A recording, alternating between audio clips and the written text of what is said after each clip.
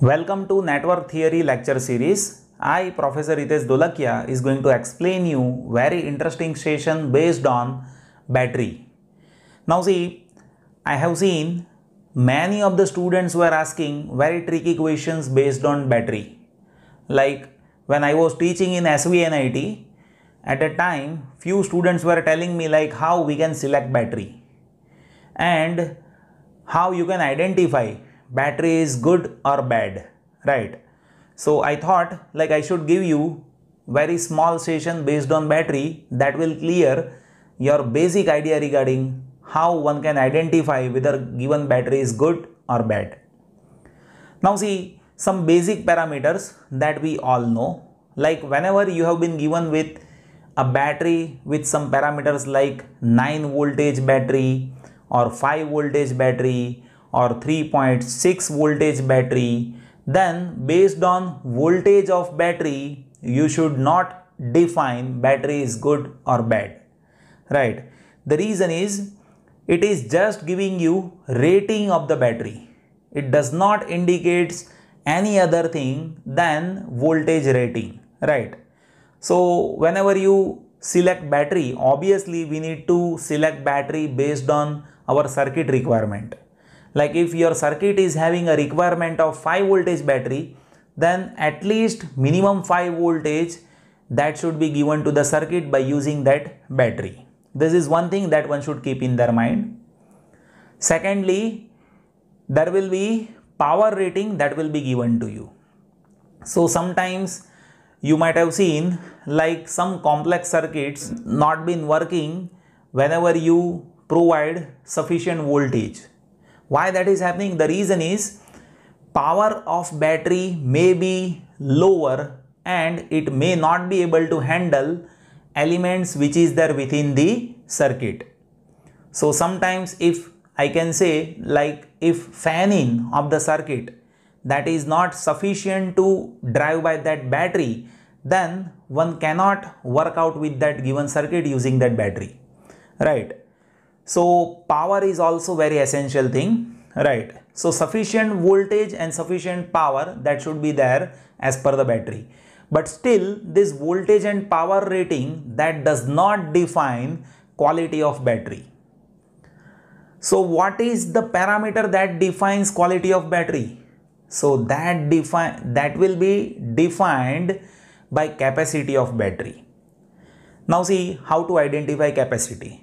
So I think you might have seen when you go for a purchase of battery, at that time unit is given to you like 1000 mAh battery, 2000 mAh battery, 3000 mAh battery, likewise unit will be given to you, right? So that will define capacity. Now how it defines capacity, one should know this. So let me give you one practical example so that will resolve your understanding furthermore. So if I say I am having a battery of 10,000 mAh. So what is the meaning of this? So let us simplify this. So 10,000, right, into, now you see M stands for milli. Milli means 10 to the power minus 3.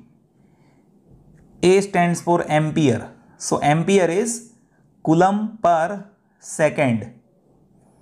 And H stands for hour. So hour means 3600 second. So here you see this second and this second will get cancelled, and you will be observing this is 10,000 into 10 to the power minus 3 into 3600, so that is 3.6, and unit is coulomb, right? So I can say this is 36000 coulomb. So capacity of battery that is there based on charge. How much charge can be stored within the battery is been defined by capacity. This is very essential parameter that I have seen students were not focusing about.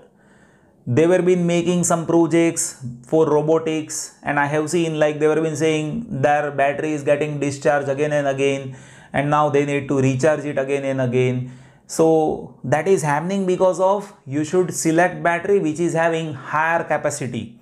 If you select battery with higher capacity, you don't need to charge it again and again, right? This is one parameter that one should keep in their mind. And one more parameter that one should keep in their mind is how much robustness is there with the battery and how many times you can reuse it. Like see, if your battery can be charged 300 times, then one can say you can use it 300 times, right? After that, its quality will start to degrade it. Like it cannot provide sufficient voltage and power for as long time period as it was been having it when it was new, right? The reason is whenever you use battery, then you will be observing that with respect to usage of battery, its capacity will get degraded, right? So one should keep this thing in your mind, like how many times you can recharge it, right? So this is also one parameter that one should focus about when you select battery for any electrical network. So I have seen students are not observing these parameters when they select components for their project. So I hope now it is clear to all of you like how one should be selecting battery for their projects. Thank you so much for watching this video, and if you have further any doubts, you just place that in comment box. I'll be happy to help you.